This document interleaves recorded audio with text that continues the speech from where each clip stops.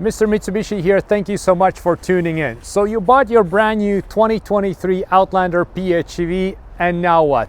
That's correct. You need to maintain it. A lot of the times when you buy the vehicle, you take delivery, you're so excited about the new purchase, you forget to ask about the maintenance schedules. And to be honest, sometimes even sales guys don't know too much about maintenance, when you should bring it in and everything else. Everybody just happy to selling cars, taking delivery of cars, and then you realize that at some point that you need to maintain it. So this video will cover most important things you need to know about PHEV maintenance of 2023 model, the brand new Outlander, and we'll cover all the oil changes and everything else. And if you want to follow up on any of these things, I'll post all that information in the video description so you can refer back to that. And right now let's go ahead and discuss maintenance. So obviously the most important thing, the most common thing, and most frequent thing is oil change. So on 2023 PHEV, you need to do it every 8,000 kilometers or 5,000 miles, or every 5 months. So 8,000 kilometers or 5,000 miles, 5 months, you need to bring it in, you need to do the oil change. So the Mitsubishi PHEV 2023 has a 2.4 liter engine. We can see how it looks here. So this is the engine part. This is the plug-in hybrid electric components underneath there. We can see pretty thick wires run there. So if we look at the engine, this is where the oil goes right here. We have a dipstick right there. And we have all the normal components of the engine, so to speak. So this is a 2.4 liter true Mitsubishi engine, so you're covered when it comes there. Now, oil type. A lot of times people ask what kind of oil does it need. So just in case you might want to buy it yourself or do it yourself, whatever the case would be, with the filter change, the engine requires 4.7 liters of oil. And you always want to use Mitsubishi Motors genuine motor oil, SP0W20. If it's not available, use a synthetic 0W20 GF6A SP or higher. Like I said, all that information is going to be in video description. You can always refer back to it. The next big question is about the drive battery. So we do have the engine, we do have the battery. That's part of the plug-in hybrid electric vehicle technology. The drive battery doesn't need any special attention. So closer to 160 to 200,000 kilometers, there could be a coolant fluid replacement needed. But again, as you maintain the vehicle, your dealership is going to check for that. What we can say is, like, drive battery doesn't need any special attention, unlike the engine. So you're good there. Just enjoy your EV driving. Next up, we're going to talk about brakes, so front and rear brakes. Now, keep in mind that the plug-in electric vehicle is going to be heavier due to the battery presence than just the gas version. So that could, in theory, wear out the brakes more quicker. But on the PHEV, we have this regen braking, so you can brake with those paddle shifters every time. You can use the innovative pedal, which as soon as you step off of gas, you'll brake with motors instead of the brakes. So if you use innovative pedal, if you use a lot of those plus and minus regenerative braking paddle shifters, you should get more out of pads and rotors compared to just the regular gas engine. So keep in mind, when you use the innovative pedal, when you use those paddle shifters, it's actually very good for longevity of your pads and rotors. So the vehicle is heavier, so if you don't use them, you might wear out the pads and rotors quicker than on gas. But if you actually use them properly, you should be able to get a lot more life out of them. So we have some clients here that are using that quite a lot on even the previous body style Outlanders, and they're getting an insane amount of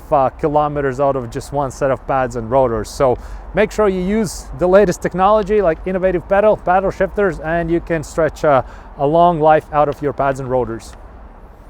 The PHEV has two air filters. One is for the engine, the other is for the cabin, and the engine air filter should be replaced at least every 32,000 kilometers, 20,000 miles, or 20 months. And then the cabin filter at least every 16,000 kilometers or 10,000 miles or 10 months. So These things again is very, very individual depending where you live. If you have a lot of like dust in your area where you live, just replace them like every time you bring the vehicle in, or your service is going to check them, advise you that the filters are not clean, they need to be replaced. Again, the cabin filter is very important for your climate control using, right? You feel like maybe the airflow is not there, something feels off, definitely check it, replace it. So those are the minimum guidelines. Then you have to look where you live, do you get a lot of dust, like how do you drive, where do you drive, and all those things.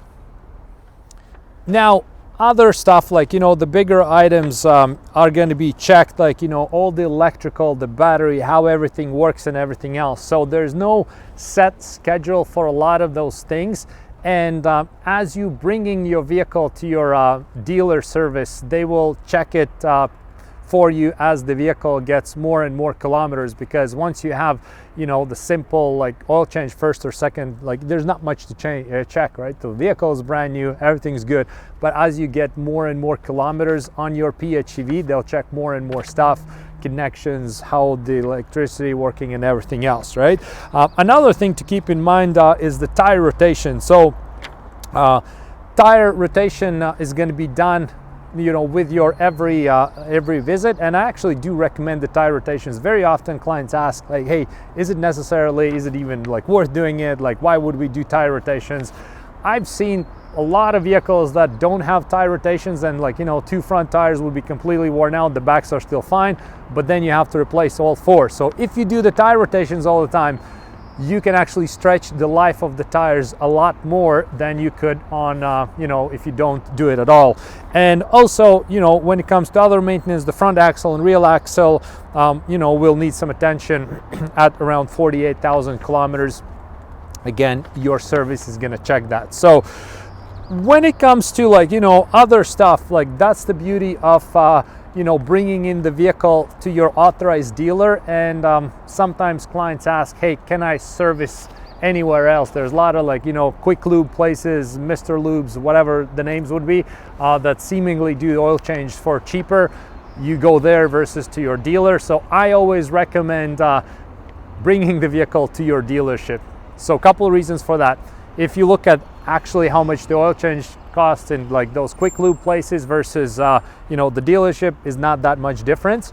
And the other thing is, if you bring your vehicle, your PHEV, to the dealership, they can check all those things. They know the vehicle, especially the plug-in hybrid electric vehicle. There's a lot more to know about it, there's a lot more things about it. So the vehicle is more complicated than just your regular base vehicle, correct? And once you bring it in, there's special bulletins that service is receiving directly from factory. They can perform recalls, they can check some stuff, catch some stuff early.